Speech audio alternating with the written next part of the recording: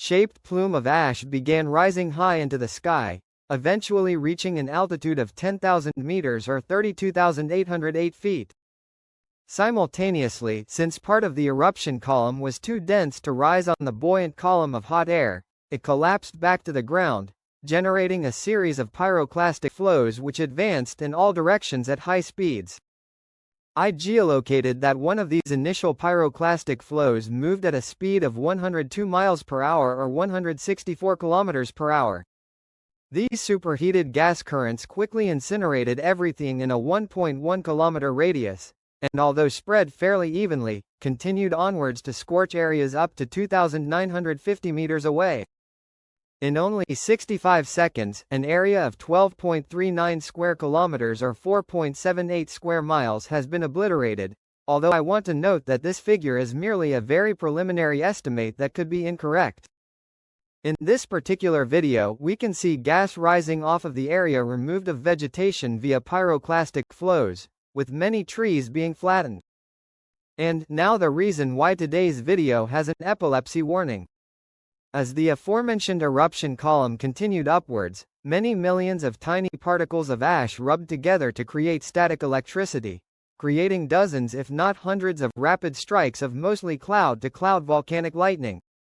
With this plume still continuing to rise, tephra and ash began falling on many nearby settlements, especially to the west, and then at 5:50 p.m., a second even more powerful explosion occurred.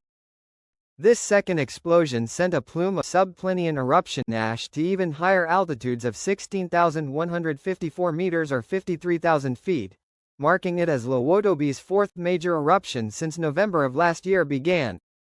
Since these two plumes were continuous, formed a mushroom plume, but did not reach altitudes exceeding 20 kilometers, today's eruption would be best classified as subplinian in nature. Luckily, it appears that no new structures not already damaged by prior eruptions were damaged today, but this is a preliminary assessment. As ash is continuing to drift westwards, there is a good chance in my opinion that flights to and from the tourist hotspot of Indonesia's island of Bali could be partially or fully disrupted for a time. There sadly was one fatality today, which was not a direct volcanic death via a pyroclastic flow or thrown volcanic bomb, but rather due to the stress caused by Lewotobi's eruption. Thankfully, local scientists had noted that a plug had likely formed many hours before the eruption, resulting in both proper evacuations of everyone in a 7 to 8 kilometer radius of the erupting Laki-Laki cone and the raising of its alert level from 3 to 4 at 3 p.m. local time.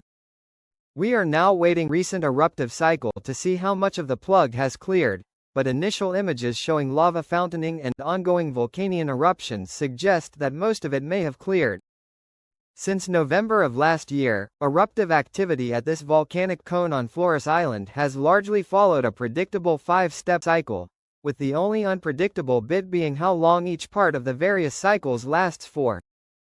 Thus, we should expect in the upcoming days to observe less intense volcanian eruptions, likely future activity only to be followed by the eventual reforming and then grow of its summit basaltic andesite lava dome.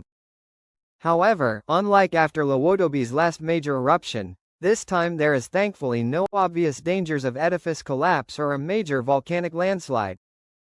Stay tuned for more updates, and stay safe.